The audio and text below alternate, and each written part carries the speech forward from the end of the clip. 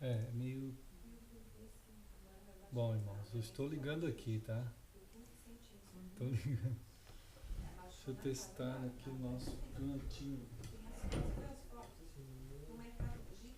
Sei que a gente, de qualquer maneira, no mundo de hoje, a gente precisa sempre ter um cuidado mais expressivo, assim, mais forte, né? Olha, desde novinha que eu me cuido. Quando eu era mais nova, meu pai sempre me orientava, né? Me Uhum. chamava a atenção, assim. Eu chegava, conversava com ele sobre as coisas que eu via lá fora. E era muito bom, porque Sim. ele abria os olhos, né? Abria meus Uhum. olhos. Mas É, depois, na idade mais adulta, já a gente mesmo tem que começar a observar mais, né? claro, Observar. esse chamado, assim, dos pais, né? Essa presença próxima de ajudar os filhos a crescer no discernimento, isso é algo que vem assim desde Deus mesmo, né, tentando passar para o seu povo a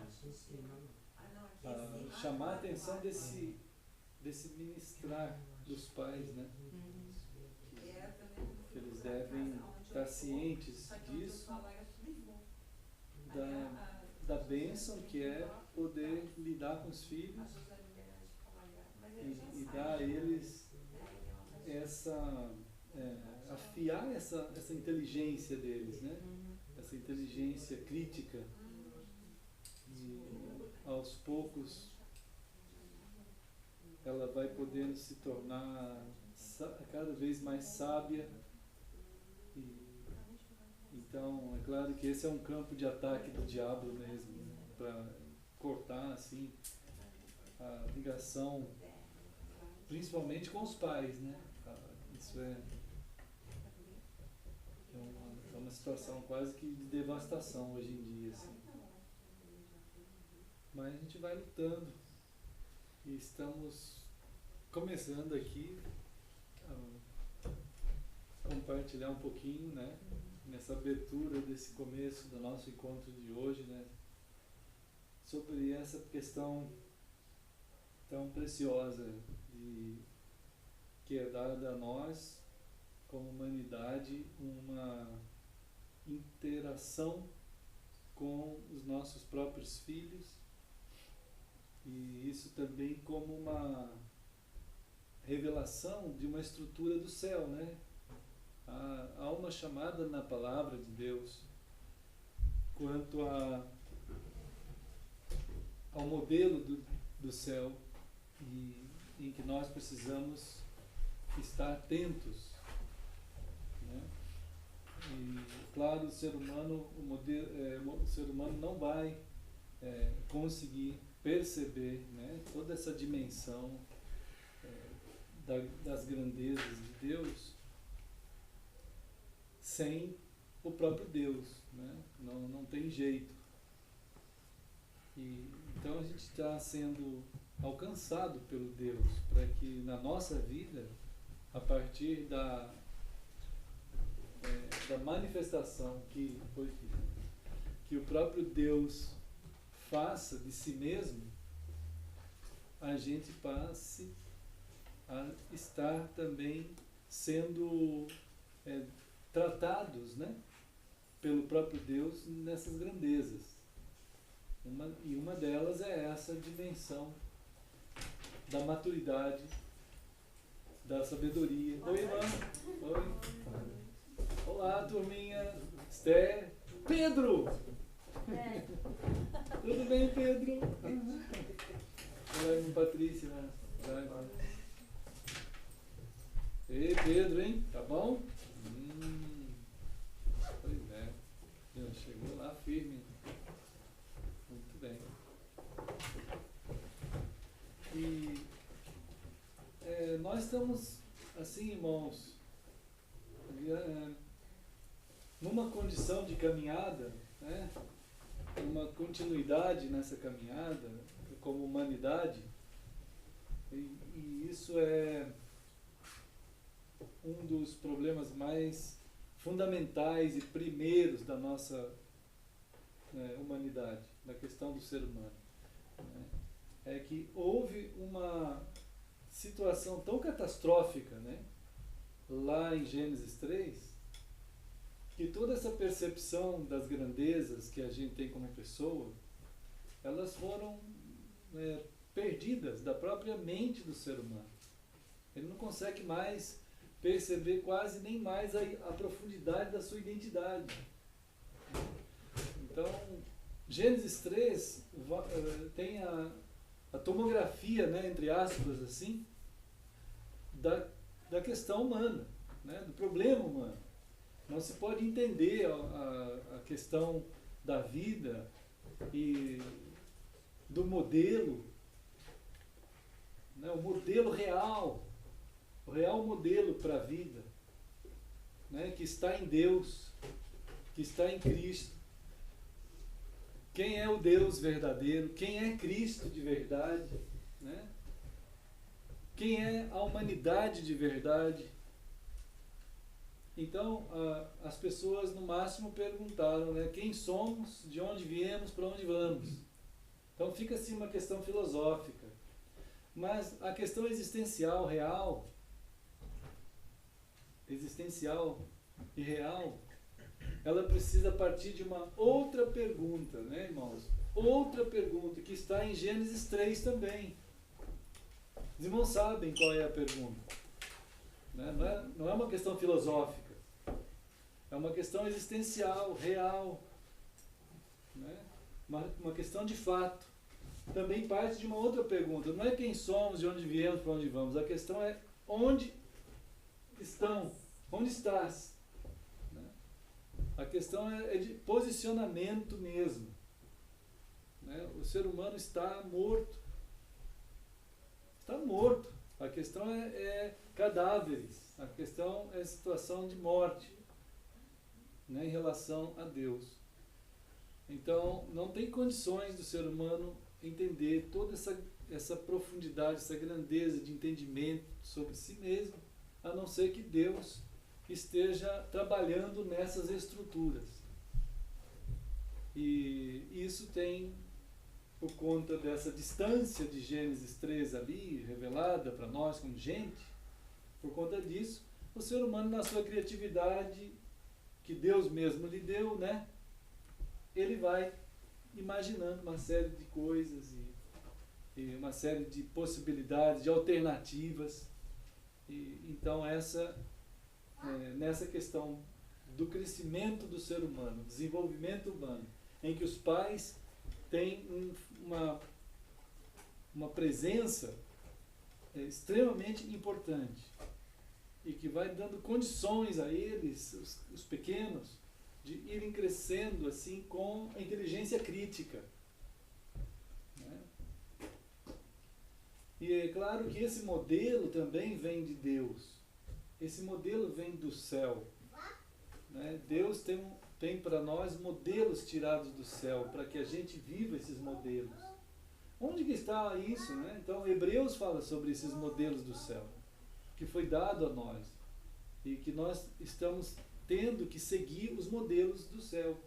Deus diz lá, olha, cuidado para que tudo que vocês forem fazer não errem quanto ao modelo que está sendo passado para vocês a partir do céu. Né? No caso lá do tabernáculo, na construção, o modelo era do céu. Então eles tinham que estar atentos a esse modelo do céu. Então nós também temos que estar atentos ao modelo do céu, que nos é dado, né? Que vem de Deus, que é o próprio Cristo, né, amados? Por isso também que o Salmo número 36, né? Salmo 36. Olá, Gabriela. Está bom aí, meu? Hein? Firme? Pois é. Lá está o Daniel. Samuel. O Daniel não está lá mesmo. Samuel! Oi, Samuel. Oi.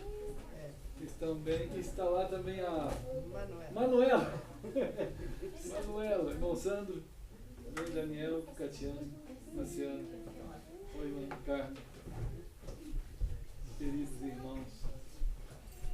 também queridos irmãos, né, que estão em toda parte. Em toda parte. A gente tem tido a bênção de poder conversar com os irmãos, né, irmãos, aqui e em toda parte. Estão lá fora do Brasil, estão lá no Rio de Janeiro, estão em São Paulo, estão em Campinas e estão aqui no estado de Santa Catarina e estão em vários lugares. Realmente Deus tem alcançado as pessoas em todo lugar. Oi, irmã. Deus tem alcançado, né, amados? E ao alcançar a gente como pessoas, aqui no Salmo 36, né, no Salmo 36, irmãos, Deus está procurando nos ajudar em sua palavra, para que a gente não perca de vista o norte, né, como seres humanos. Salmo 36, no versículo 9, né? Vocês estão vendo aí uma expressão simples, né? A gente está vendo aqui uma palavra simples, mas de grandeza imensa, né? No Salmo 36, 9, ele está afirmando que se nós estivermos na luz de Deus, né, aí nós vamos ver a luz. Então, não tem jeito da gente ver a verdadeira luz com o nosso olho natural. Não dá. Né, irmãos? Não dá, não é possível. O estado humano não tem condições de alcançar essa luz de Deus. Essa claridade, esse desvendar das coisas realmente como elas são. A realidade como ela é. Não dá. Se Deus não estiver trabalhando em nós, se Ele não estiver mexendo conosco todo o tempo, a nossa maneira de ver as coisas não vai alcançar a realidade real das coisas. Ela vai estar atrapalhada. Né? Jesus falou um pouco sobre isso também em João 3. Né? João 3, Jesus tentou ajudar o pessoal em João 3. Né? Tentando ajudar o pessoal a perceber mais profundamente as questões a partir da palavra dele, né?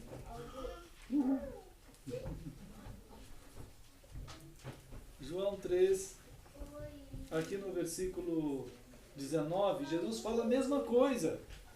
Fala, irmãos, a mesma coisa, né? Ele está dizendo assim, olha, a luz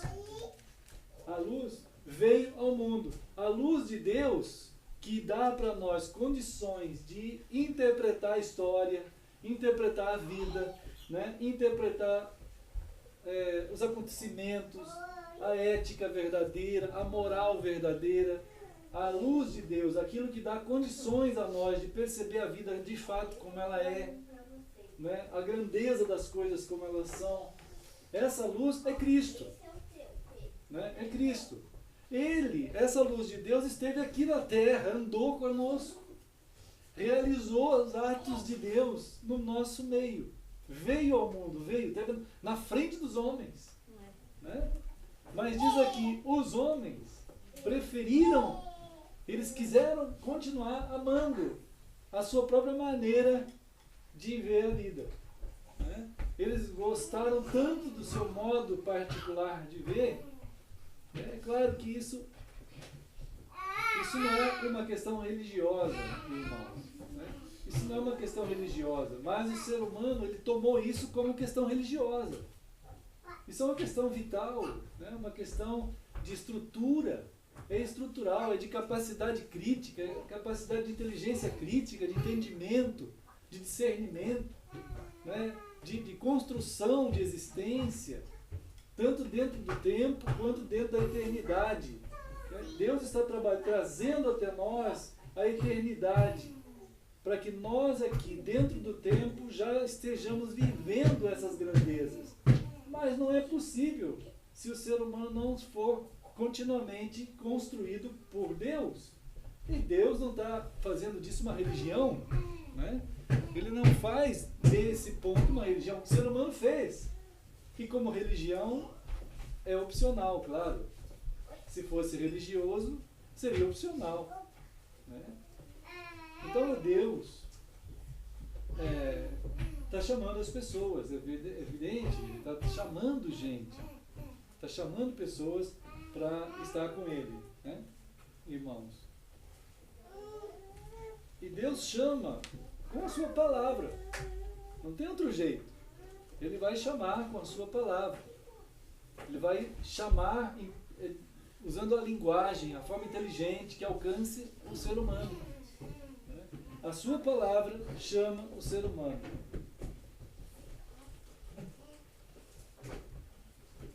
E então, Jesus está dizendo aqui em João 14, ele está dizendo algo, João 14, né? A gente avançar um pouquinho aqui na Bíblia, algo extremamente, assim,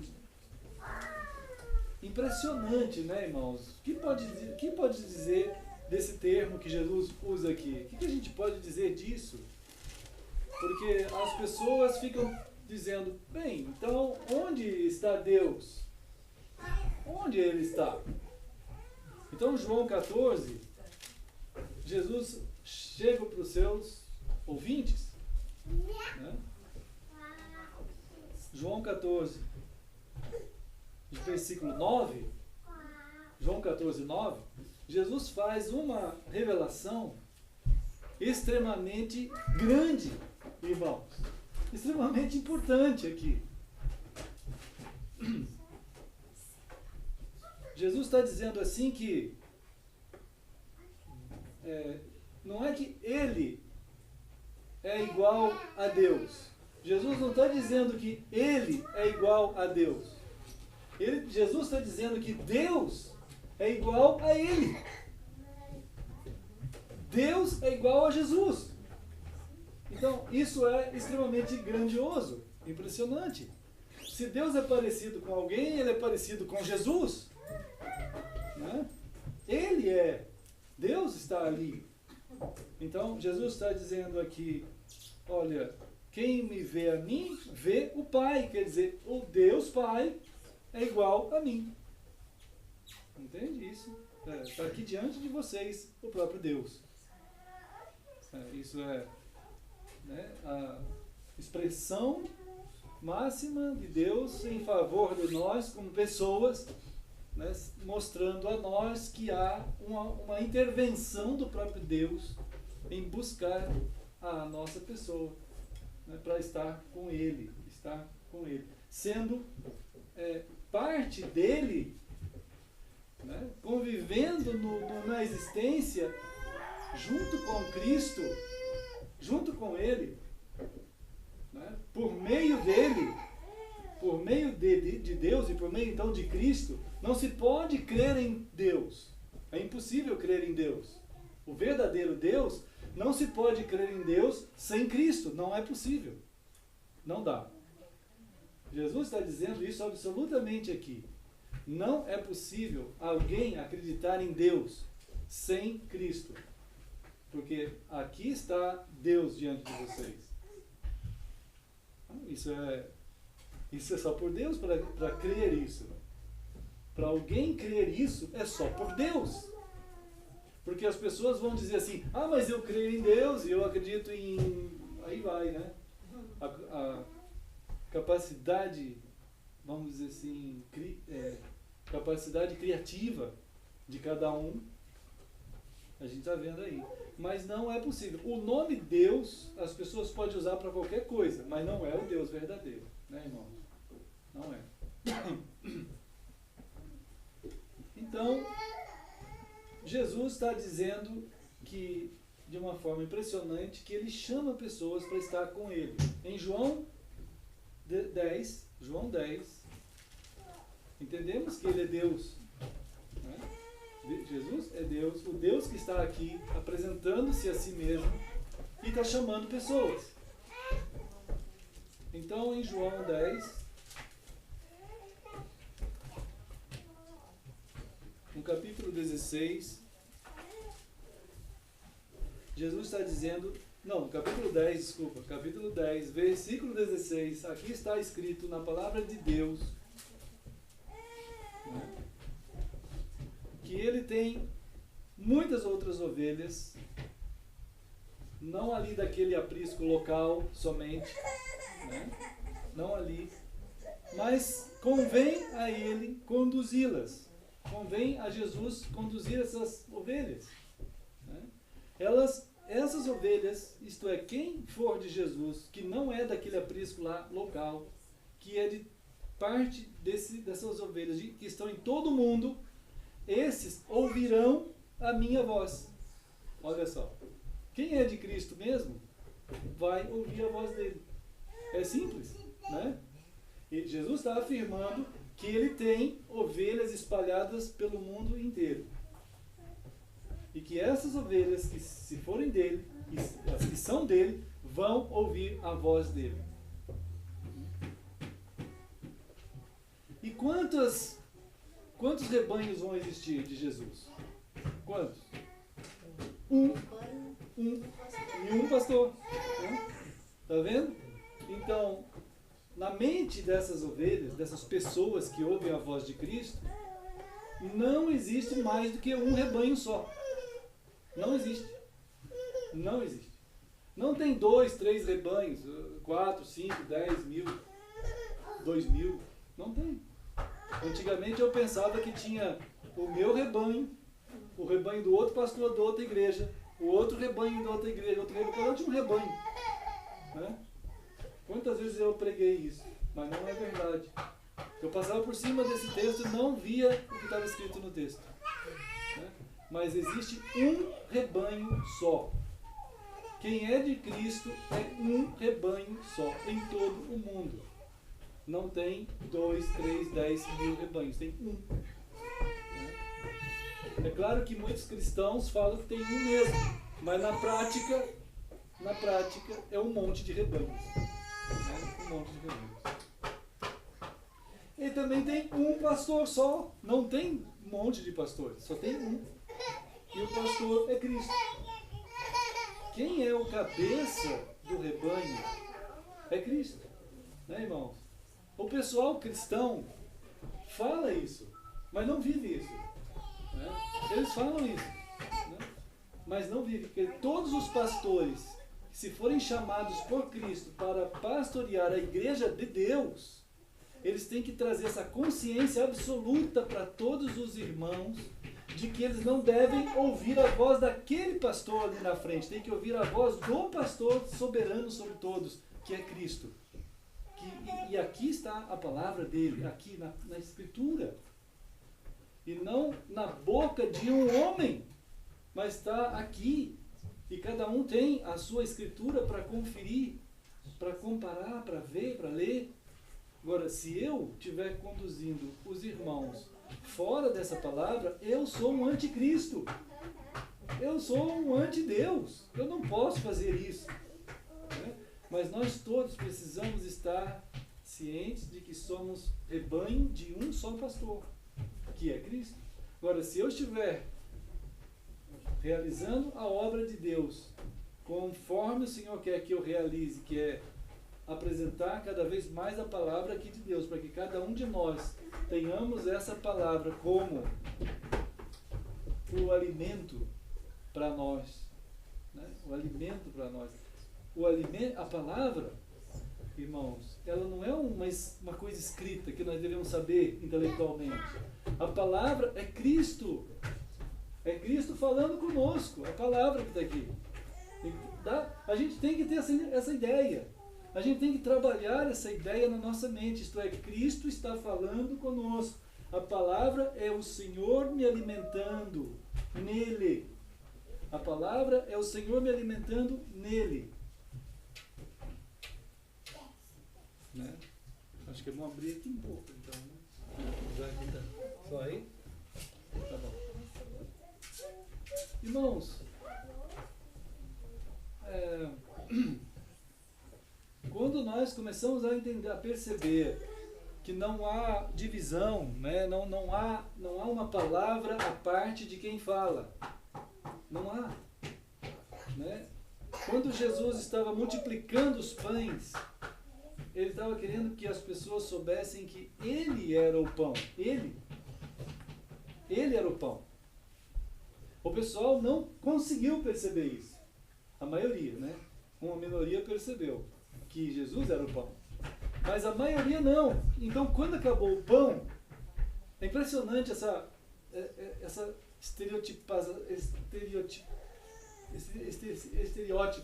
né? Que foi gerado na cabeça dele, essa esquizofrenia, né? Esse estrabismo.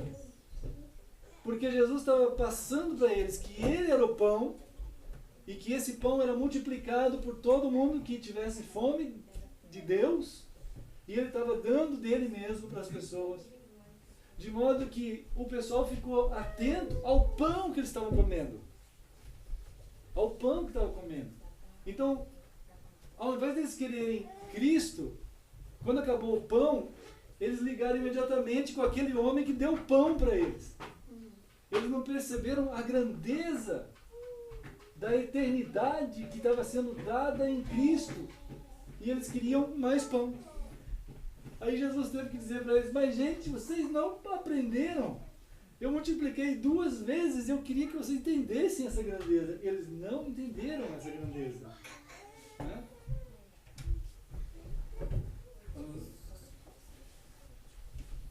Está chegando lá, irmão Paulo, irmã Regina. Olá, irmãos! Boa noite. Conseguiram ir e voltar bem?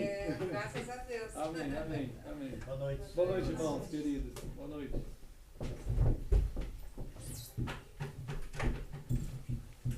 Então, queridos irmãos, que coisa cuidadosa, né?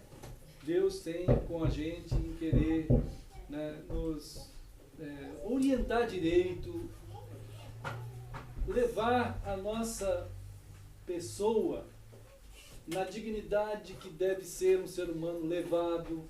Era muito fácil para Jesus, na hora da multiplicação dos pães, né, ficar com aqueles 10 mil que estavam lá, 10 mil seguidores, que maravilha. Né?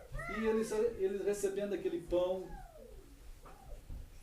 Então Jesus está tentando dizer a eles: olha, se vocês não quiserem saber dessa profundidade, dessa grandeza, que sou eu o pão vivo, então eu não vou, acabou. A parte de pão aqui que vocês estão querendo acabou, não tem mais.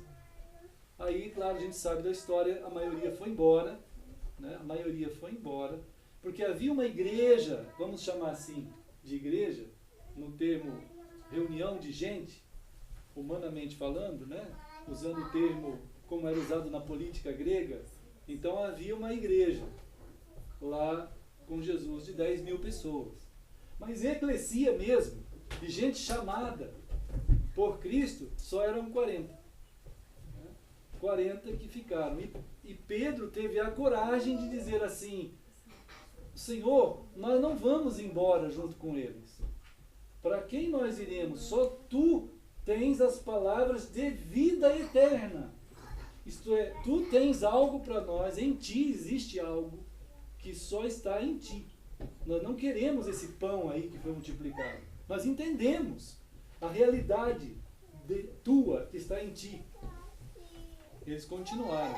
E chegou um momento que Jesus teve que dizer mais profundamente ainda: quem não comer a minha carne, né, e não beber o meu sangue, não tem parte comigo, não é digno de mim. Né? Então, nós somos chamados a entender que nós precisamos de fato participar de Cristo. Participar de Cristo. E Ele quer participar de nós. Né, irmão? Então, assim, a gente está lendo Efésios, em alguns lugares de Efésios, que é através desse povo, dessas pessoas alcançadas por Jesus, né, que Ele chama, como nós vimos aqui, que Ele chama para estar com Ele, nele. Então, chamados pelo Senhor. Então, Efésios, no capítulo 3,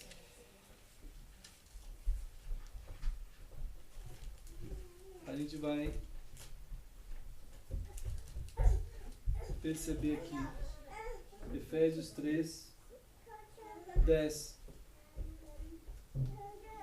Então, a eclesia, essa eclesia, esse pessoal chamado por Cristo, né?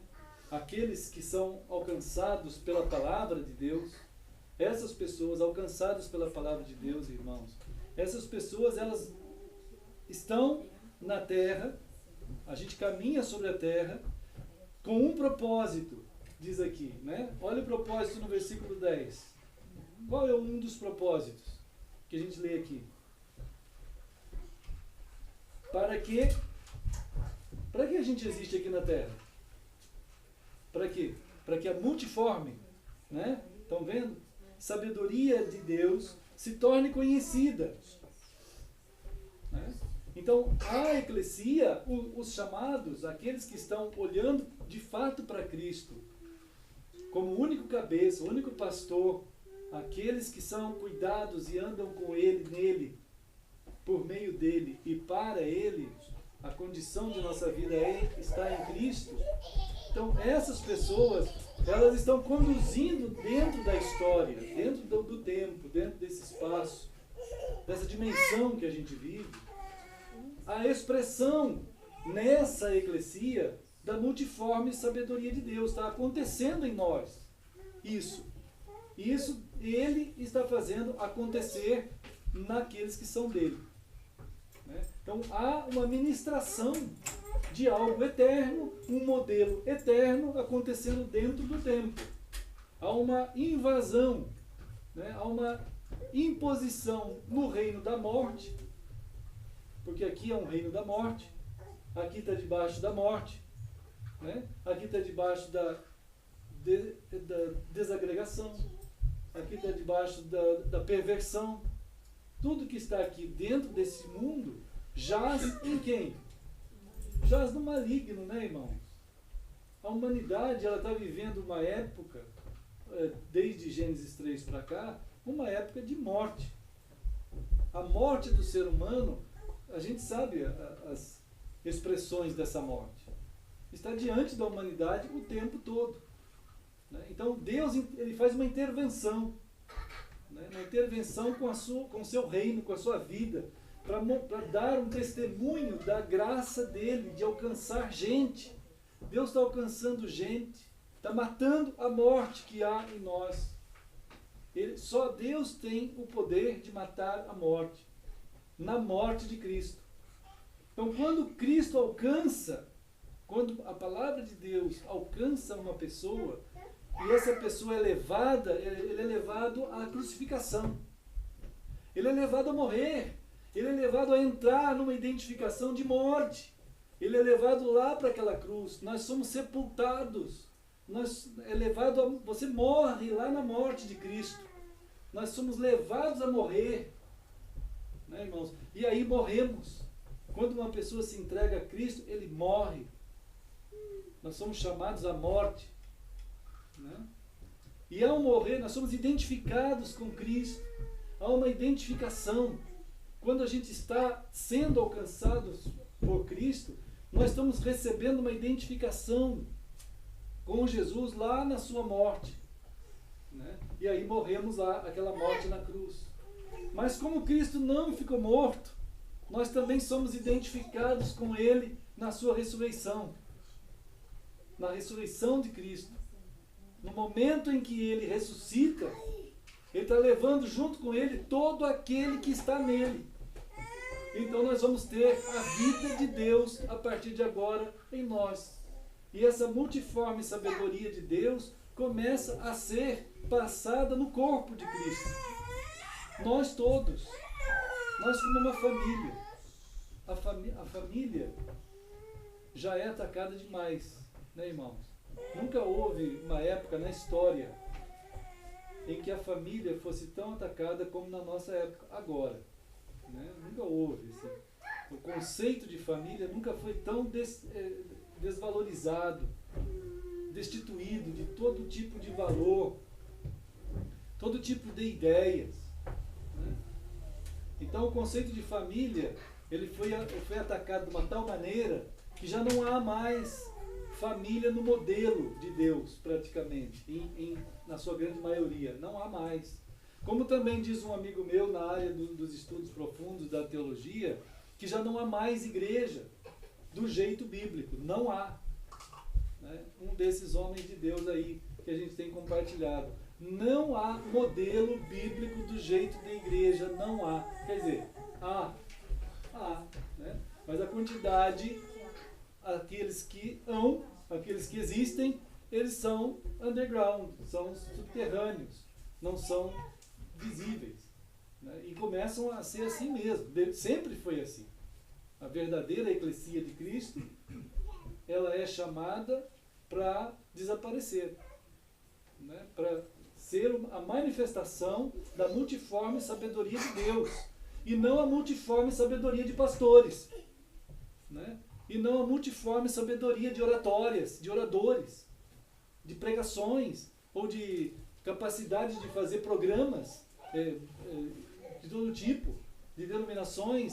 Não é isso, é a multiforme sabedoria de Deus. Né? Em João diz isso, que Jesus lemos agora há pouco, que Jesus disse: haverá um rebanho e um pastor, e as ovelhas ouvirão a minha voz. Né? Que está na palavra de Deus. Oi, irmão Dan. Irmã Daphne. Se nós não conseguirmos, né, irmãos, ouvir a voz de Deus, que é Cristo, né, que é Cristo, que está na sua palavra. Lembra do salmo que lemos agora há pouco, 36? Ele diz assim, Senhor, naquela oração lindíssima, né? Na tua luz veremos a luz. Não é isso? Salmo 36. Que coisa preciosa. Então, se não houver essa expressão de Deus acontecendo em nós, que é Cristo, em que as suas multiforme graça e sabedoria aconteçam em nós, não tem condições, amados, da gente entender a existência do jeito certo, né? A vida do jeito certo, a família do jeito certo. Como que nós vamos dar sequência a um propósito, a um projeto de modelo celestial? O modelo de Deus para a família vem do céu. Vem do céu. O modelo de Deus para uma eclesia vem do céu também. Então, se nós não conseguirmos nos deixar ouvir a voz do Senhor na sua palavra, que a palavra é Cristo, dirigindo a gente, nós vamos produzir muita coisa, mas muita coisa não celestial, não do jeito de Deus. Né? Então,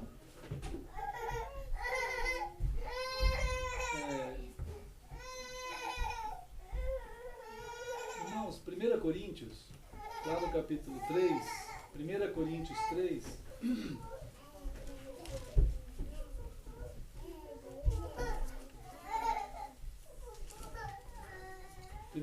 3, vocês vão lembrar, e isso é tão grandioso, é tão especialmente precioso para a gente, né, povo de Deus, que tem sido tripudiado cada dia mais esse negócio aqui, essas coisas de Deus, mas Deus tem nos ensinado, né, tem nos levado assim. Aqui em 1 Coríntios 3, no capítulo 3, versículo 16, diz assim, ó: não sabeis que sois o quê? Santuário. Santuário. Santuário de quem? De Deus. Lembra uma vez que aquela mulher de Samaria perguntou onde que devemos adorar ao Senhor? Onde tem um santuário para a gente ir adorar ao Senhor? Né? Ah, é Samaria? Será que é em Jerusalém? Porque a turma tinha ideia assim, por causa de santuários construídos pelos homens. Né? Mas irmãos, lembra de Hebreus, quando nós lemos outro dia? Hebreus afirma que todo o modelo feito aqui, mesmo no tempo do Antigo Testamento, quando foi construído o santuário, é modelo do céu. Lembra isso, né? É modelo do céu. O modelo do céu, modelo de Deus, é que o santuário de Deus somos nós. Somos nós o santuário. Lá essa palavra santuário, ela vem de duas palavras assim juntas, né? Ela vem uma casa, é um local santo. É um local santo. É duas palavras gregas juntas, né? Essa palavra aqui, como santuário, ela também vai aparecer em Lucas 1:9. Lucas 1:9. Esse local mais sagrado, esse lugar mais sagrado, também chamado de Santo dos Santos. Santo dos Santos. Muita gente que estuda o Antigo Testamento vai lembrar, ou que já leu o Antigo Testamento, vai lembrar que havia no templo, naquele tabernáculo, naqueles lugares onde Deus mandava construir, tinha um lugar chamado Santo dos Santos. Nesse lugar é onde a presença de Deus vai se manifestar. Então, aqui em Lucas, capítulo 1, versículo 9.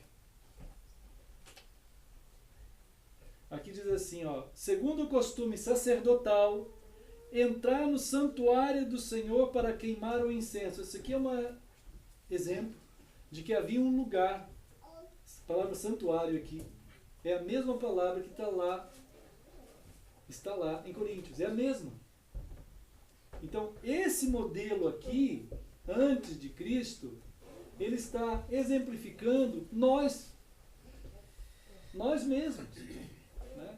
O Santo dos Santos, onde Deus mora, onde Deus habita, hoje e depois de Cristo, não é aqui onde o sacerdote entrava, mas não é. Onde é? É no nosso meio, dentro de nós. Dentro de nós e dentro de nós, eclesia. Dentro de nós e dentro de nós. Dois nós.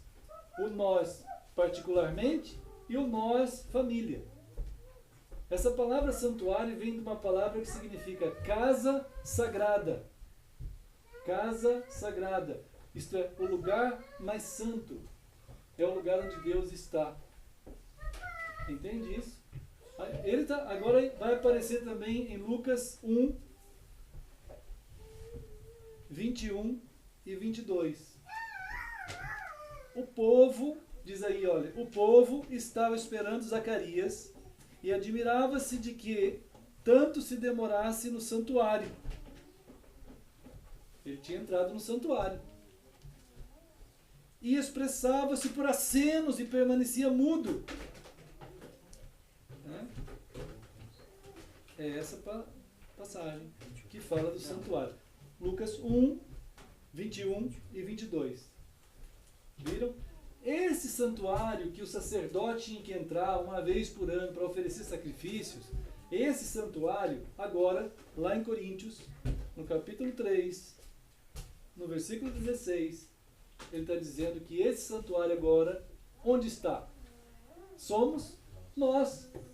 Entende, irmãos? Somos nós. Não tem sentido algum a gente mudar isso. Não podemos mudar isso. Até antes de Jesus, havia um santuário que a pessoa entrava lá, fazia aquilo tudo. Agora não tem mais. Quer dizer, não tem mais aquele tipo. Agora tem santuário. Então, a koinonia é o santuário de Deus. Entende? A koinos é o santuário do Espírito Santo. A casa de Deus hoje somos nós. Não se pode mudar isso, irmão. Não se pode nem tentar alterar uma coisa dessa. Em Hebreus o Senhor disse, cuidado para que vocês não mudem o modelo do céu. Então eles construíram certinho. Aí quando Cristo veio, aconteceu essa graça de Deus aqui. Começou a se manifestar assim. Nós somos o santuário de Deus. Agora, nós, como povo, nós tivemos a ousadia herética de construir templos, igual o Antigo Testamento, ou igual a gente vê aquele homem construindo um templo, convidando a Dilma, convidando os políticos para ir lá na inauguração. O pessoal fala, que maravilha, muita gente diz. Isso é uma idolatria absoluta, né? Aí os evangélicos constroem seus templos, mas não pode acontecer uma coisa dessa. Quem tem que ser a manifestação da multiforme sabedoria de Deus deve ser o povo de Deus, andando como família de Deus. Isso é assim, né, irmãos? Deveria ser fácil de entender. Talvez até seja fácil de entender, né? Só que o pessoal entende, mas não faz. Vive não, vamos construir um templo. Então, a maneira sutil, essa maneira sutil de alterar a verdade de Deus com justificativas, com boa razão. É claro que a justificativa tem que ter boa razão. Já perguntaram para mim assim, mas e quando tiver muita gente lá? Mas lá, o que é isso lá? Não, irmão, não tem esse lá. Quando tiver muita gente lá. Lá é o quê? Né, irmão? Não existe esse lá. Nós somos o santuário de Deus. Entende a coisa? Não é aqui que é o santuário de Deus. Não é dentro dessa sala que é o santuário do Senhor. Aqui não é uma igreja. Nós somos a eclesia do Senhor. Se a gente estiver aqui, se a gente estiver lá na rua, se a gente estiver na praia, onde a gente estiver. Mas essa é a expressão da koinonia. A koinonia é gente. Deus, quando olhou do céu e olha do céu, Ele ama a expressão da koinos dele, do povo, que vive como Ele quer que seja vivido. Se a gente estragar ou mudar a estrutura, nós não temos autoridade para isso, para mudar a estrutura. A forma tem que ser como dita a palavra. Né? Porque é na forma da família certa, né, em que há um homem, e que esse homem futuramente será um pai, provavelmente, há uma mulher, e essa mulher será uma mãe, né? Nessa forma, estruturada de acordo com os textos da construção de engenharia estrutural do ser humano, que Deus é o grande estruturador, né? Ele determinou assim. Assim acontecem os crescimentos profundos do ser humano, dia a dia. É um evento que acontece. Irmãos, o crescimento humano é um evento eterno. Eterno. Não dura, como disse um amigo meu assim, diabolicamente, nós geramos separações das idades. Né? Aí tem berçário, daqui a pouco tem pré-infância, daqui a pouco tem infância, pré-adolescente, adolescente, pré-jovem, jovem, pré-adulto, adulto, pré-idoso, idoso, pós-idoso e vai saber lá onde mais. Né? Não existe isso. O ser humano é um. O ser humano é um.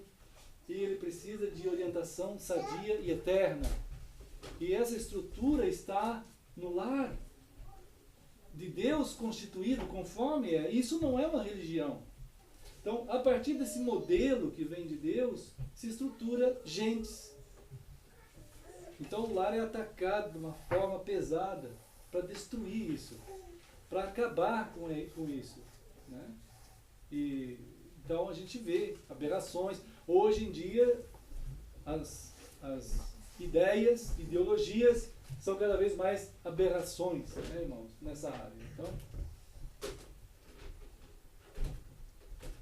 é importantíssimo que a gente perceba a capacidade de engano em Efésios, né? Efésios, a capacidade do engano. ele se multiplica, essa capacidade. Veja lá Efésios 4,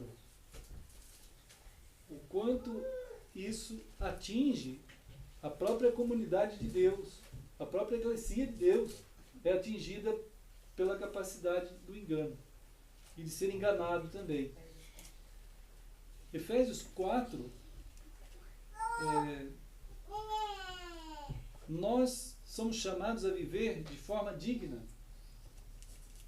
né? Digna da vocação com que nós somos chamados. A dignidade está na integridade da palavra em Cristo, né? que nos chamou. Ele nos chamou para andar conforme Ele nos tem levado a andar. Então, aqui vai no versículo 7, afirmando que a graça de Deus foi concedida a cada um de nós, segundo a proporção do dom de Cristo. Então Ele deu dons aos homens, deu dons a nós. Lá no versículo 11, diz que cada pessoa recebeu um dom de Deus, cada um da sua eclesia. Alguns são apóstolos, outros profetas, outros evangelistas, outros pastores e mestres. Isso tudo, essas dádivas de Deus a cada um do seu povo, é para que haja o corpo de Cristo tenha um aperfeiçoamento, né? Ele tenha uma saúde, tenha saúde. No versículo 11 e 12. Nota, irmãos, que o Senhor não nos chamou nele para a gente ficar isolado só em algum canto, né? Nós somos chamados para a família de Deus. O Senhor diz assim, é precioso que os irmãos vivam em união, né? União. A família acaba sendo o modelo do céu para o modelo da igreja de Cristo, a eclesia. A eclesia como é, de fato, a família de Deus. Nós todos juntos, esperando no Senhor uma condução nesse tempo tão devastador, tão árido, que tem conduzido gente à morte. O tempo todo tem gente sendo massacrada, né, nas filosofias, ideologias e teologias, cada dia que passa mais, e que não há esse senso de família, de comunhão, de corpo, nem na família particular de cada um, como também numa família assim, constituída por Cristo, em geral, né? Em geral, aqui há. Pela graça de Deus tem havido e vai continuar, né? Porque nós queremos Cristo. Nós não queremos o pão que Cristo multiplica. Nós queremos Cristo, né? É Ele que a gente quer que seja em nós. Agora, sem isso, né? Sem essa grandeza, essa unidade em Cristo, essa união em Cristo, no versículo 13 fala isso, que nos leva a um crescimento pleno, né, de saúde. Sem isso, a gente é levado ao redor. No 14 diz assim, aqui ele usa a expressão que a gente mais vê nas escolas hoje em dia, né, que são crianças TAS, hiperativas, né? A criançada é hiperativa, é TAS. Eles não têm fixação em nada.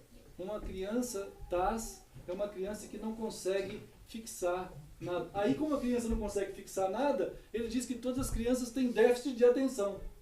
Então ele é um TAS com déficit de atenção, gerado por essa loucura desse estágio de vida, né? Então somente isso seria facilmente sanado numa estrutura dada por Deus para construir uma família. Seria assim, simples. Mas na questão da eclesia acontece a mesma coisa. Se a pessoa não se deixa conduzir por Cristo, ele vira um TAS, um crente TAS. Um crente TAS hiperativo é aquele que não para em lugar nenhum, né? Fica correndo para lá e para cá, o que aparece na frente dele, ele vai. Ele vai. Ele não tem consistência, ele não consegue ter inteligência crítica. Não tem maturidade para se perceber um corpo. na família Adams tinha uma mãozinha que corria pela casa, para lá e para cá. Um filme que tinha antigamente aí. Aí você olhava e tinha uma mãozinha passando. Né? Isso aí é muitos crentes assim. Aí ele vai, o que é isso aí? É um crente que anda por aí correndo para todo lado. Ele não tem senso de pertencimento a corpo. Não tem. É muito esquisito. Hoje está assim. Ou ele acha que ele pode ser um crente sozinho, ele pode ficar, eu vou pescando as melhores pregações da internet. Eu vou pescando as melhores pastores que eu possa ver. Eu faço uma seleção, parece um harém de pastores. Né, para ele degustar aquele monte de pastores todo dia. Então, isso é um absurdo. Né, irmãos? A gente tem que ter uma noção de corpo. A gente tem que ter uma noção de integridade, de maturidade, tal que o seu déficit de atenção para com Cristo é alto, é grande. E tu vai estar andando mostrando a multiforme sabedoria de Deus, conforme Ele manifesta em nós como um corpo. Isso precisa de ação do Espírito em nós. Né? É claro que aqui fala da agitação de certos meninos, né? Que não tem consistência. Diz aqui que eles são levados ao redor por todo vento de doutrina. O que acontece? Ventos de doutrina surge como? Diz aqui, pela artimanha de quem? Dos homens. Artimanha. Astúcia. Né? Mas isso tudo só pode ser vencido seguindo a verdade em amor, crescer em Cristo, que é o cabeça. Né, irmãos? Em Cristo, que é o cabeça.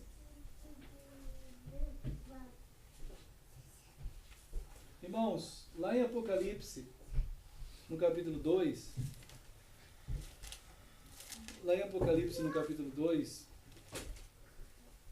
o Senhor está falando diretamente com a gente, assim, com a sua eclesia. Né? Aqui no capítulo 2 de Apocalipse diz assim,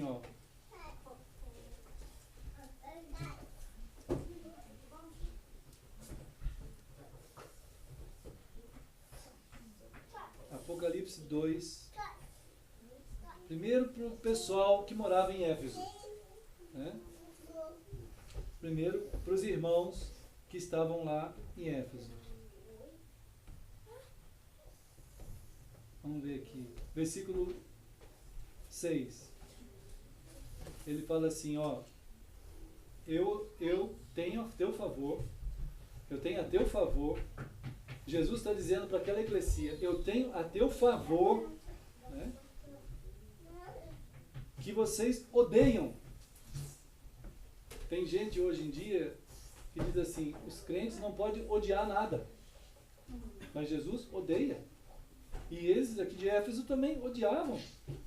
Vocês não podem criticar. Os crentes não podem criticar nada. Então, esse tipo de pseudo-amor que surgiu no meio dos cristãos, ele veio fazer aninhar cobras no coração dos cristãos. Doutrina de Nicolau. Doutrina dos nicolaítas. Mas os de Éfeso sabiam odiar aquilo que não era de Cristo, igual Cristo odiava aquilo que não era também dele. Mas os crentes não têm lugar no coração para o ódio ao mal, de tanto ele querer usar o pseudo-amor. Porque o pseudo-amor tem que aceitar tudo. Os crentes estão todos certos, que maravilha. Não estão todos certos. Hoje está um balaio de gatos, né, como diz aí. Está uma confusão absurda. E os crentes menos que fazem é procurar na Escritura o que significa a palavra de Deus quanto a ser cristão, a ser eclesia de Deus.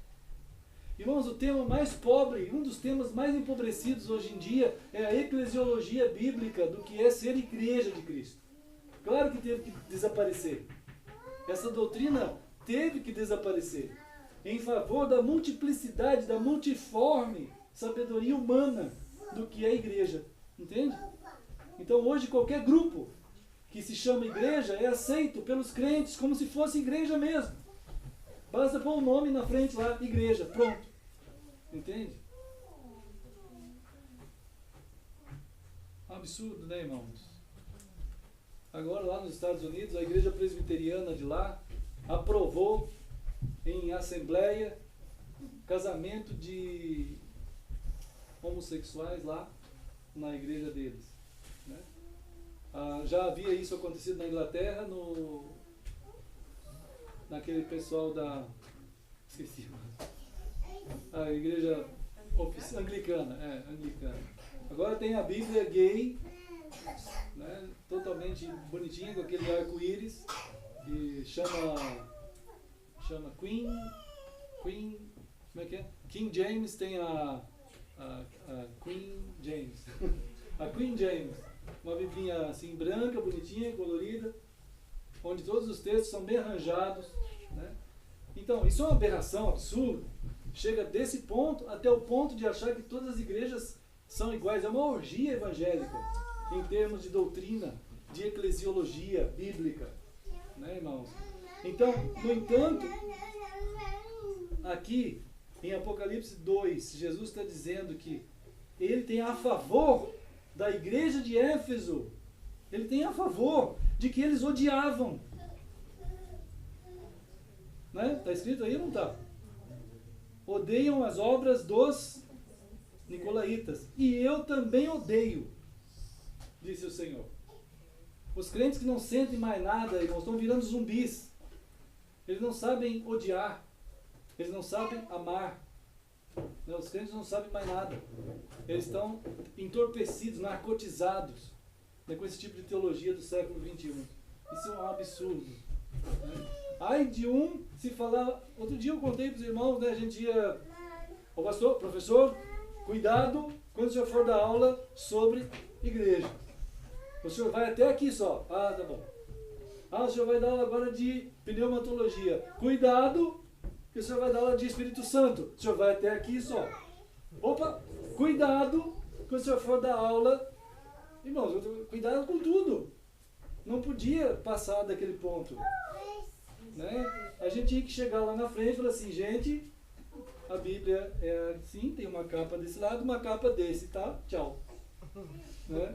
Então, agora já tem alguém dizendo que, outro dia veio um aviso aí, de um cara que está falando para a turma que entre o Novo Testamento e o Antigo tem umas páginas em branco. Então nessas páginas tem alguma revelação. Aí ele foi lá, tirou uma foto e saiu um monte de revelação. Né, irmãos? Tem uns absurdos. Mas esse povo aqui, ó, no versículo 6, ele vai aparecer lá no capítulo 2 de novo, só que no versículo... Olha só. Na igreja de Pérgamo. Na igreja de Pérgamo. Acharam aí a igreja de Pérgamo? 12 em diante, ó. Sabe onde que aparece? Qual capítulo? Capítulo 2. Aí mesmo, Apocalipse. Né? 2:15. Agora, olha só, irmãos. O pessoal de Pérgamo. O que vocês acham do pessoal de Pérgamo? Em relação ao pessoal de Éfeso. O que vocês acham? Olha só o pessoal de Pérgamo. Tinha gente na igreja, na eclesia de Pérgamo. Não tinha lá? Que eles não odiavam, eles sustentavam a doutrina dos nicolaítas. Tá vendo? E os nicolaítas, eles eram parecidos. Tem uma base de comparação aqui. A gente não tem muita coisa sobre os nicolaítas, viu, irmão? A gente quase não tem nada. Tem gente que falou que era o Papai Noel. Não era. Não era, irmão. Isso aqui não é. Então, irmãos, é um absurdo. Né? Mas não vamos chegar a tal grau de baixaria. Mas não era isso. Aqui, irmão, parece uma piada, né, irmão? Tem certas heresias terríveis. Ó, no 14 diz que os nicolaítas, eles eram parecidos com quem? Com Balaão.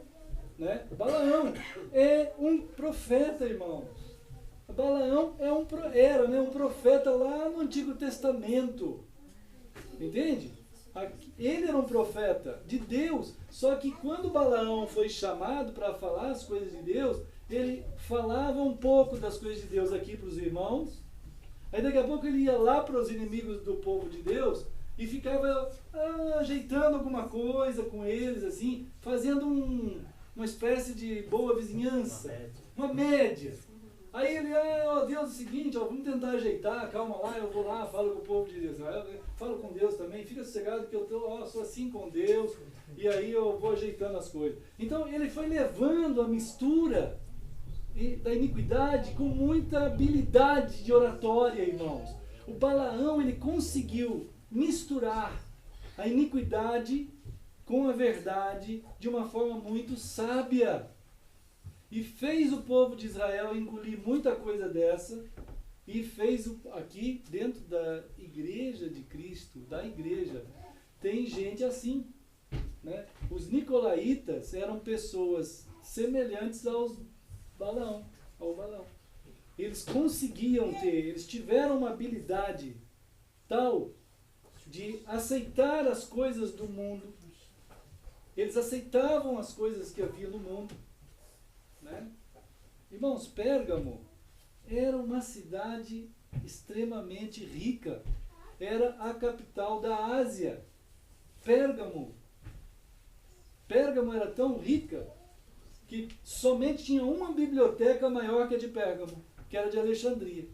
Pérgamo chegou a ter 200.000 rolos de pergaminhos. Era impressionante a capacidade intelectual de Pérgamo. Pérgamo, em termos políticos, era extremamente importante por ser capital, né? Politicamente importante, culturalmente importante.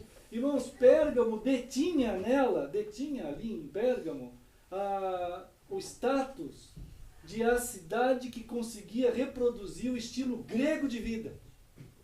O mais alto nível de vida naqueles dias. Não pensou, irmãos? Eu já vi cidades, já estudei cidades que ficavam com esse tipo de orgulho. A pessoa mora em tal cidade. Não precisa falar mais nada. Vem de tal lugar. Isso aí é o máximo, é um Deus chegando aqui. Né, irmãos? É uma loucura. Então, Pérgamo era o centro de adoração. Tinha um Deus lá que era o Deus da saúde. Deixa eu ver o nome dele aqui. Que eu esqueço esses nomes, viu, irmãos? Deixa eu ver se eu acho. Não acho. Mas depois eu acho. Eu falo para vocês. Eu sei que tinha um Deus lá em Pérgamo que era o Deus da saúde. Sabe aquele símbolozinho da medicina que é uma serpente? É de lá. Né? É de lá. É de lá desse Deus. É o Deus que havia em Pérgamo. Lá em Pérgamo todo mundo ia, sabe? Era um centro de adoração. Sabe esse centro de adoração que nem Aparecido do Norte, né? Madre Paulina, sei lá mais onde. Todo mundo vai para ter... Era chamado Deus da saúde mesmo. Ele chamava Deus da saúde. Então lá o pessoal ia aos milhares para tentar ser curados. Lá em Pérgamo. Né? Então era um centro total de tudo. Ali em Pérgamo era o centro da cultura de tal maneira que foi lá que surgiu os pergaminhos. A palavra pergaminho vem de Pérgamo. Né? Pérgamo, começou com a história de pergaminho. Era muito avançado o negócio lá em Pérgamo. Né? E o pessoal, aí Jesus chega aqui e fala assim, no versículo 13, olha só o versículo 13. Apocalipse 2,13. Jesus está amorosamente falando com eles agora. Ele diz assim, eu conheço o lugar em que habitas. Eu conheço, irmãos, Jesus é tão cuidadoso conosco que a eclesia de Pérgamo, ela não tinha um templo, irmãos. Não era assim. Consegue perceber isso? Era eles morando lá. Jesus está querendo dizer para nós que Ele sabe, Ele conhece nós, onde nós moramos. Entende? Ele sabe onde nós estamos. Ele sabe o tipo de influência que aquela cidade exerce. Era lá em Pérgamo que acontecia os grandes julgamentos dos cristãos. Era lá em Pérgamo. Lá em Pérgamo era o centro da adoração ao César. E lá eram levados irmãos nossos, que eles chegavam diante da multidão e eles eram perguntados assim: quem é Kyrios? César ou Cristo? E aquele irmão se levantou, né? Aquele irmão chamado Antipas se levantou e diz assim: Cristo é Kyrios. Aí ele foi morto na frente dos irmãos. Ele foi morto na frente dos irmãos. Os irmãos viram ele ser morto na frente deles. Simplesmente porque ele falou: eu amo a Jesus. Jesus é o Cristo. Ele foi morto naquela hora porque falou isso. Simplesmente. Né, irmãos? Esses dias aconteceu isso também, né? Aconteceu isso. Em alguns países tem acontecido, né? No Irã, em outros países assim, a gente tem visto isso. Né? E Jesus está dizendo: eu conheço o lugar que vocês estão morando e a imposição dessa cultura. Entende? A imposição dessa idolatria. E lá, irmãos, o centro era tão grande de influência que lá o diabo, o Satanás, fez o seu trono. E sabe quem falou que o diabo tinha um trono lá? Sabe quem falou? Foi Jesus. Está aqui, ó, no versículo 13. Conheço o lugar que habitas, onde está o trono de Satanás. Satanás percebeu que a mentalidade daquela cidade, a mentalidade daquele povo, não tinha nenhum tipo de parâmetro de Deus, nada. Nada. Eles estavam totalmente facilitados para ser conduzidos pelo diabo, por Satanás. E o diabo foi lá e fez um trono lá em Pérgamo. Mas Jesus não deixou, entre aspas, barato. Jesus não deixou à toa. Jesus pegou um povo dele e colocou lá dentro de Pérgamo. Jesus invadiu o reino da desgraça, o reino da morte, o reino, irmãos, da idolatria, da feitiçaria, da imoralidade, da orgia, de tudo que é degradação e perversão. Jesus invadiu com o seu povo. E aqui, eu queria que os irmãos grifassem a palavra habitas. Habitas, habitas e habitas. Porque aqui tem uma palavra muito distinta que não aparece para nenhuma outra comunidade no Novo Testamento. Todas as comunidades de Jesus, elas são chamadas de peregrinos, estrangeiros na terra. Vocês sabem isso.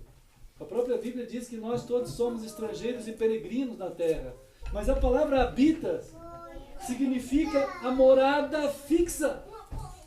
Jesus separou um povo, uma quantidade de gente que ele julgou capaz de ser o mais alto nível de cristãos, de servos, de fiéis testemunhas dele, para colocar naquele antro de domínio do diabo. Já pensou a gente ser convocado pelo Senhor para ir bater de frente onde Satanás tem um trono? Ei, irmãos, aqueles irmãos foram lá levados, e a palavra habitas é o seguinte: Jesus está dizendo para eles assim: vocês foram colocados por mim aí como morada fixa. O que Jesus está dizendo para o diabo com isso? Jesus está dizendo para o diabo uma coisa: agora você está diante do meu povo. E esse meu povo está colocado aí e não vai sair daí. E para o povo de Deus, para o povo dele, Jesus está dizendo assim: não existe opção de retirada. Não existe opção de ter medo. Não existe opção de cair fora. Vocês vão ficar aí até a morte. E eles viram isso acontecer mesmo. Né, irmão? Ali eles ficaram firmes. Dali eles não saíram. Eles tinham uma convicção da chamada de Deus para aquele lugar. E eles ficaram lá. Né, irmãos? Agora Antipas, nosso irmão, que nós vamos ver no céu um dia, aqui é chamado de quê? Testemunha e mais fiel. Então, juntando os dois dá testemunha fiel. É isso? Fiel testemunha. Vamos ver o capítulo 1 aqui, irmãos? Capítulo 1, versículo 5. Capítulo 1, 5. Olha que coisa preciosa agora. Jesus aqui, no capítulo 1, 5, Jesus é chamado de quê? Apocalipse 1, 5. Fiel testemunha. Irmãos, isso significa uma identificação preciosíssima de Antipas na sua fidelidade a Cristo, ao amor que ele tinha por Cristo. Jesus deu a ele o mesmo nome que Jesus tem. Ele recebeu de Cristo o mesmo nome que ele mesmo tem, que Jesus mesmo tem. Jesus dá o nome a Antipas, o mesmo nome que o próprio Jesus tem. Isso é uma dádiva, é grande, é bendito demais. Dá para perceber, né, irmãos? Essa graça aqui. Então, os nicolaítas, eles continuavam agindo, né? A ideia deles é conseguir fazer, infiltrar no meio da eclesia de Deus, no meio da mente dos cristãos, claro, da mente dos cristãos, e tentar colocar ideias. É claro que Satanás usou a morte, ele usou a morte, ele atacou com a morte e fez isso. Mas os nicolaítas faziam outra frente de ataque. A outra frente de ataque era a frente de mentalidade. Atuar nas ideias, no campo das oratórias, no campo do sofisma, no campo teológico, filosófico da coisa, entende? Para eles poderem ir aceitando as ideias que dentro da sociedade havia. Ou ele matava os mais firmes, ou ele tentava acusar, lançar ideias distorcidas a respeito da fé, a respeito de Deus, de Cristo, misturar, tentar negociar. Né, irmãos?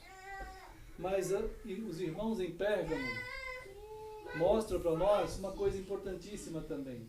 Tem gente que diz assim, é difícil viver nessa sociedade, não vai dar. Dá sim, irmão. A igreja de Pérgamo mostra que dá. Que o Senhor coloca a gente lá, que o Senhor vai nos sustentar sempre. Isso é uma das grandes lições aqui da igreja de Pérgamo. Que o Senhor cuida do seu povo e sabe onde nós estamos e vai cuidar de nós, seja que sociedade for, ainda que Satanás tenha um trono lá. Entende? Não tenha medo, porque o Senhor há de estar cuidando de nós até o dia do Senhor.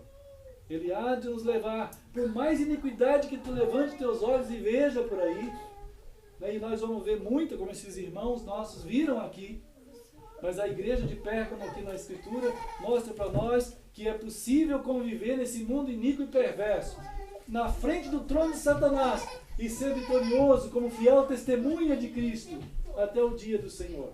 Isso é possível. Pela graça de Deus, isso é possível. Né, irmãos? Irmãos,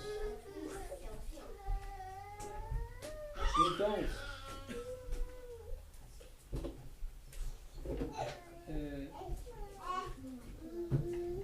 lá na ceia do Senhor, né, Jesus está dizendo assim, lá em Mateus, capítulo... Romanos.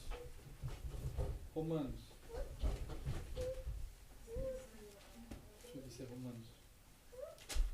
Deixa eu ver aqui, só um pouquinho. Não é Romanos, é 1 Coríntios 11.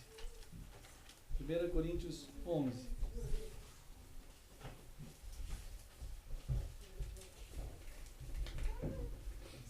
Em 1 Coríntios 11, Jesus está dizendo que nós somos um povo que nele nós existimos,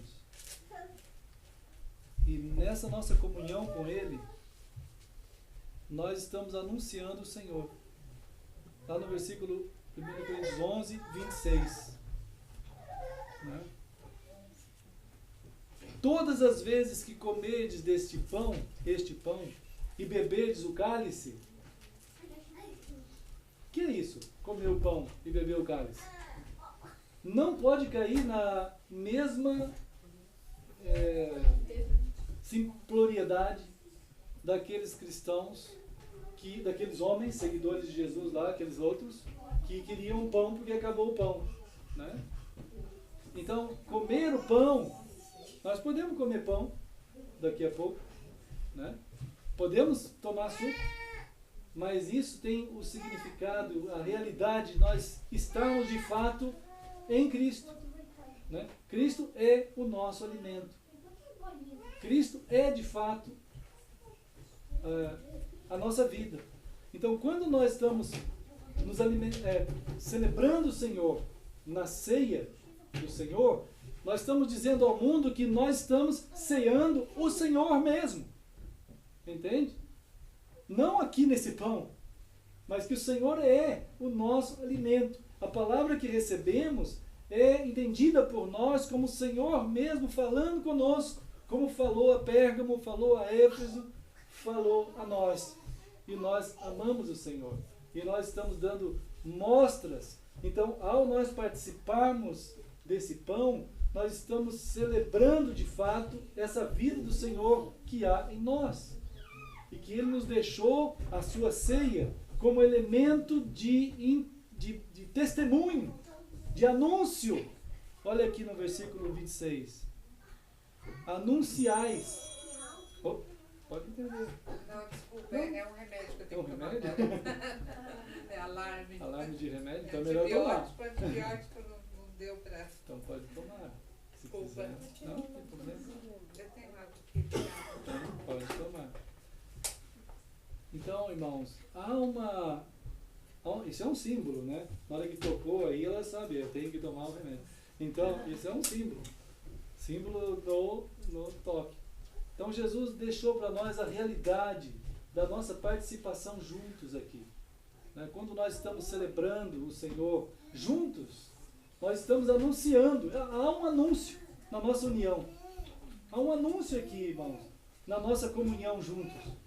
Há um anúncio de que Cristo realmente morreu, que nós morremos na sua morte, que o corpo dele se tornou o nosso túmulo e a nossa ressurreição. Nós precisamos cada vez tentar perceber mais a grandeza dessa possibilidade de testemunharmos o Senhor dentro do tempo, dentro da história, né? Dentro do espaço que nos é dado a viver, até o dia que o Senhor vem. Então é dado a nós, como eclesia de Deus, anunciar a morte do Senhor. Nós estamos anunciando a morte do Senhor. Até quando? Até quando vai durar esse anúncio da nossa comunhão? Até que Ele venha. Então, o Senhor mantém a nossa comunhão e nós mantemos o anúncio. Isso é uma graça de Deus. Isso é uma dádiva de Deus, que só vai acabar e vai acabar. Né? Então, quando Jesus lá na cruz, Ele disse, está consumado, né? Está consumado, significa que estava consumado aquele ato e está consumado a vinda dele também, irmãos. Está consumado perante a palavra de Cristo o seu momento de morte e o seu momento de vinda. Ele está garantindo na morte dele aquilo que tinha incluído na sua morte, que é o ato da nossa redenção, quanto também está incluído na morte de Cristo a vinda dele mesmo. E a garantia de nós estarmos unidos e juntos até o dia do Senhor. E mantendo como fiéis testemunhas o testemunho do Senhor até quando Ele vier. Isso é uma dádiva do Senhor para nós. Né? Jesus deixou para nós, sua eclesia, nos identificarmos com Ele na sua morte. Mas também Ele deixou um testemunho para nós nos identificarmos com Ele na sua morte, através do nosso sepultamento. Porque quando a gente morre, irmãos, a gente tem que ser sepultado. Né? A gente tem que ser sepultado. Então, em Romanos, no capítulo 6, ele vai explicar para nós que nós também anunciamos a sua morte. Como? Como que a gente anuncia a morte de Jesus? Em Romanos 6, diz assim, nós anunciamos a morte e a ressurreição, né? Tanto lá na cruz, quanto lá aqui ele vai falar, né? Nós estamos... Romanos 6, ele está dizendo assim, essa graça que alcançou a gente, a graça de Deus que nos alcançou, é para que a gente viva submisso, sujeito a uma orgia de um mundo que não tem direção? Será que é para isso? Será que não tem jeito da gente viver diferente? Né? Não é assim. Aquilo que Cristo fez por nós, que Ele fez em nós, que nos levou a estar nele, Ele fez de tal maneira que nos capacita nele a viver a vida dele, nesse mundo. Né, irmãos? Então, como é que nós vamos viver agora? Agora, nós morremos para esse mundo. Esse mundo não influencia mais nós. Como que nós vamos viver? Então, ele diz assim, olha, vocês devem saber uma coisa, que todos nós que fomos batizados em Cristo, quando nós entregamos a nossa vida a Jesus, nós somos mergulhados, né? Nós somos imersos nele, irmãos. Entregar a vida a Cristo é estarmos imersos dentro de Cristo. Mergulhados, sepultados nele. E como que isso Jesus imaginou que nós poderíamos anunciar isso como eclesia dele? Como que é? Isso é chamado no grego de baptizo, né? Baptizo é, nós fomos imersos, mergulhados em Cristo. Entende? Nós somos para dentro de Cristo. E como que nós podemos anunciar isso? Como pessoas aqui na Terra, dentro do tempo, dentro do espaço, dentro da história. Como que nós anunciamos isso? Ele diz aqui, fomos, no versículo 4, fomos sepultados com Ele na morte, pelo quê? Batismo, né? Pelo batismo. Então, o batismo, né, na morte de Cristo, dentro de Cristo, ele é também anunciado ao mundo de uma forma como a ceia. A ceia é um anúncio da morte, do alimento, da vida de Cristo em nós.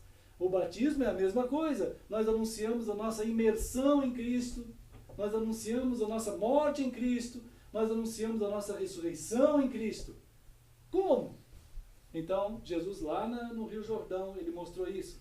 Ele foi mergulhado nas águas do Rio Jordão. Não precisa ir lá no Rio Jordão, né? Mas existe uma forma que foi deixada por Deus, que é exatamente essa, o batismo.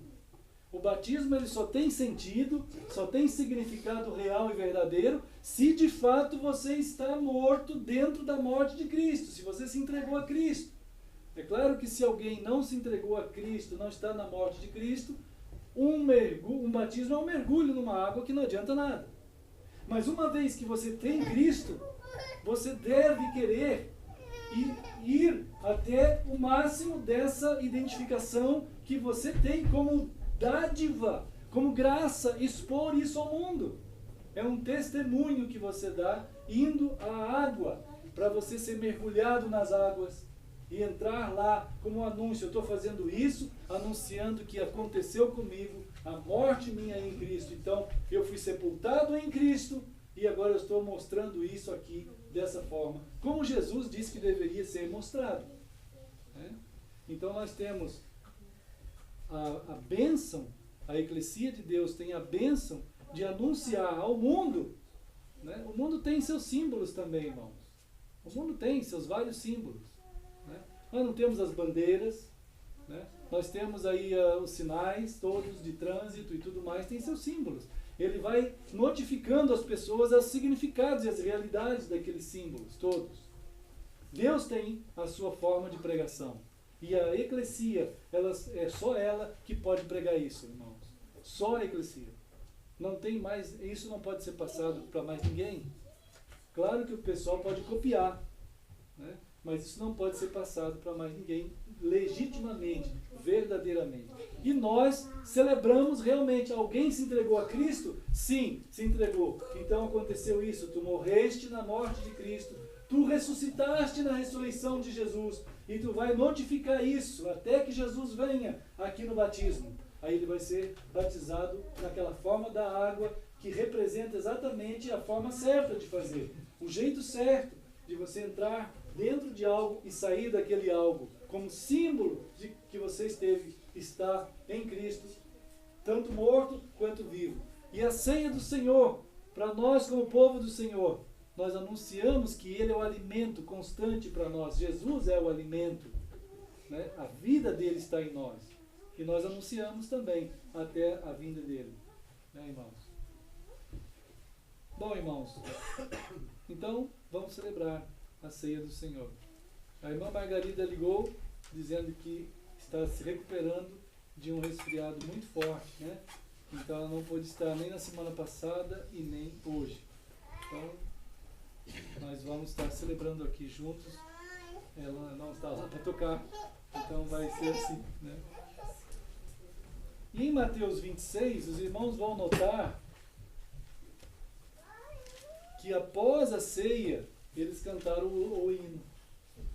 Né? Após a ceia, eles cantaram um hino. Então depois nós vamos cantar um hino. Né? E nós vamos pensar sobre essas grandezas de Deus em que Ele tem nos alcançado, conforme diz aqui em Mateus 26, que Jesus estava procurando dar a eles uma integração com Ele mesmo, o Senhor, um anúncio, uma realidade de participação na mais simples das formas, que é o pão e o suco da uva ou o vinho. Né? Não tem nada tão simples e tão possível de ser conseguido pelas pessoas. Né? Pelo menos naquela época, o pão e o vinho eram os alimentos mais básicos em toda a casa. E é claro, a gente sabe que é Cristo que deve ser o alimento eterno. E foi assim que Jesus tomou o pão e abençoou. Ou vamos orar, né, irmãos? Ó Deus, nós te agradecemos nos conduzir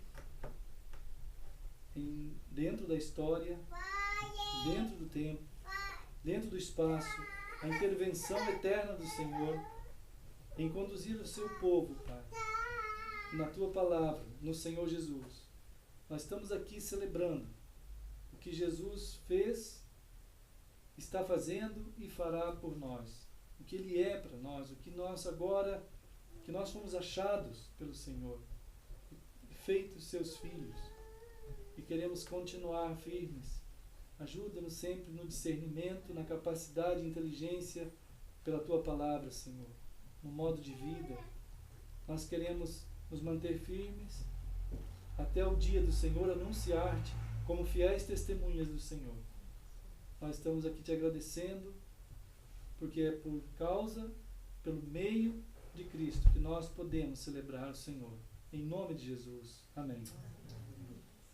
Então Jesus partiu aquele pão, deu aos discípulos, dizendo: tomai, comei, isto é o meu corpo. E assim como Jesus ensinou, vamos fazer.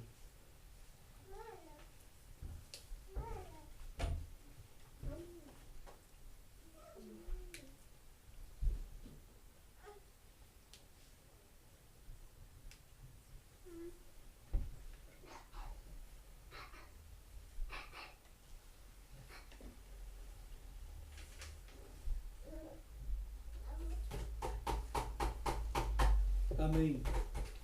Irmãos amados, o Senhor também, depois que eles comeram, naquela certeza de que está em Cristo o alimento para a nossa vida em comum, Ele também pegou o cálice e deu graças, e Ele então falou aos discípulos, dizendo: bebei dele todos, porque isto é o meu sangue, o sangue da nova aliança, derramado em favor de muitos para a remissão de pecados.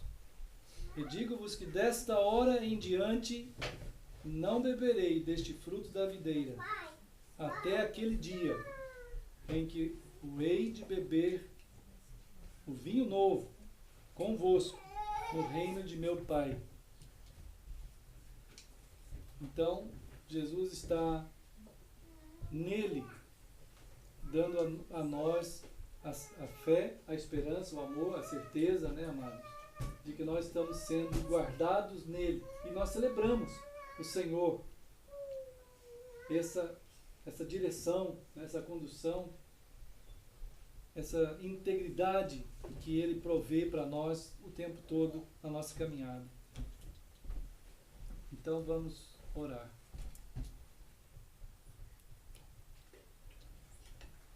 Obrigado, Senhor,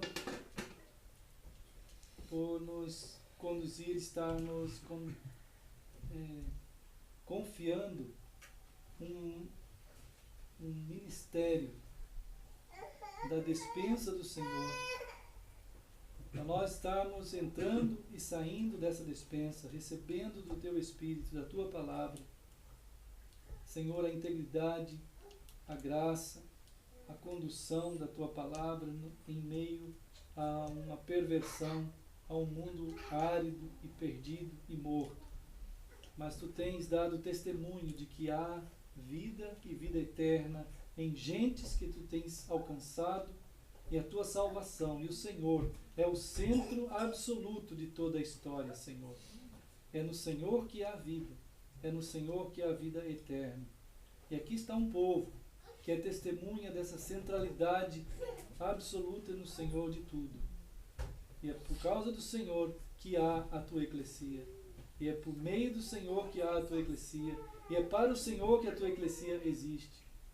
Nós estamos aqui celebrando em nome de Jesus. Amém. E assim como o Senhor ensinou, vamos fazer.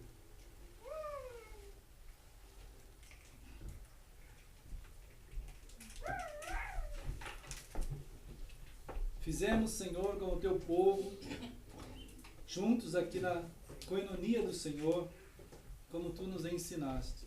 Nos guarde, Senhor. Nos conduza sempre. Eis aqui as nossas vidas como Teus filhos, Tua família.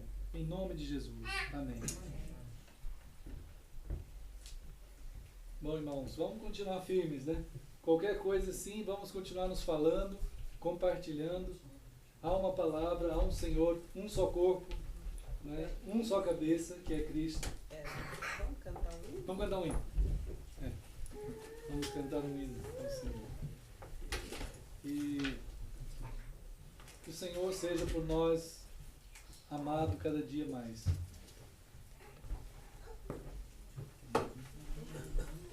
Irmãos, será que nós conseguimos cantar o hino 132?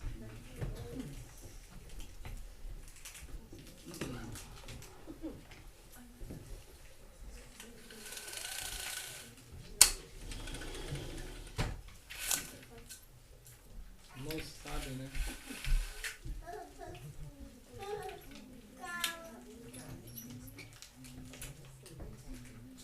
Rude cruz se erigiu, belo dia fugiu. Rude cruz se erigiu, belo dia fugiu, revelando vergonha e pavor. Mas eu amo a Jesus, que morreu nessa cruz, dando a vida por mim, pecador. Sim, eu amo a mensagem da cruz, suas bênçãos eu vou proclamar. Levarei eu também minha cruz, até por uma coroa trocar. Lá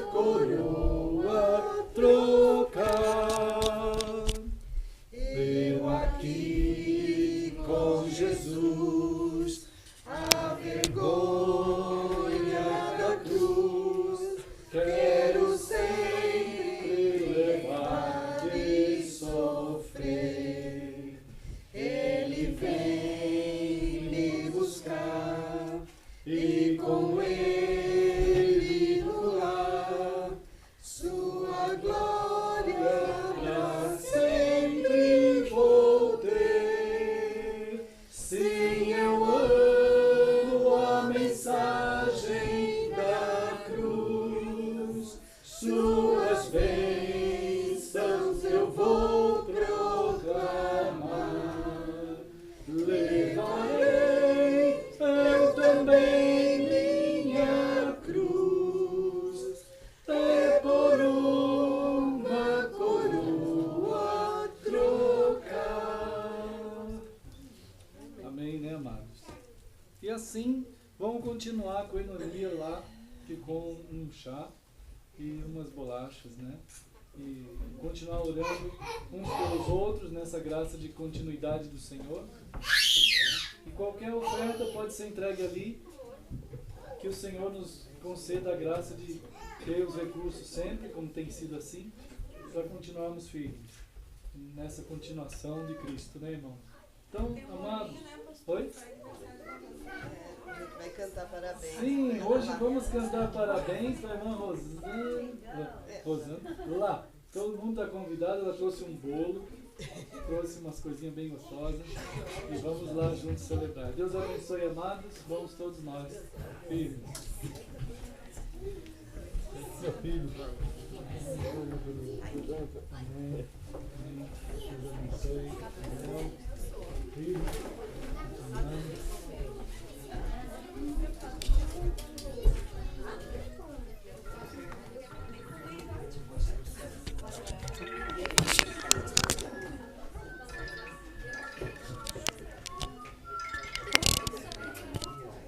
Bom, queridos irmãos, de todos os lugares nós vamos ali continuar celebrando a coinonia do Senhor aqui, os irmãos também aí, que essa celebração continue firme na mente, do coração, na vida dos irmãos, guardando o Senhor vocês todos e cada um de vocês guardando o que o Senhor nos envolveu nele para guardar, que é sermos os testemunhas do Senhor Jesus e os que guardam os mandamentos do Senhor.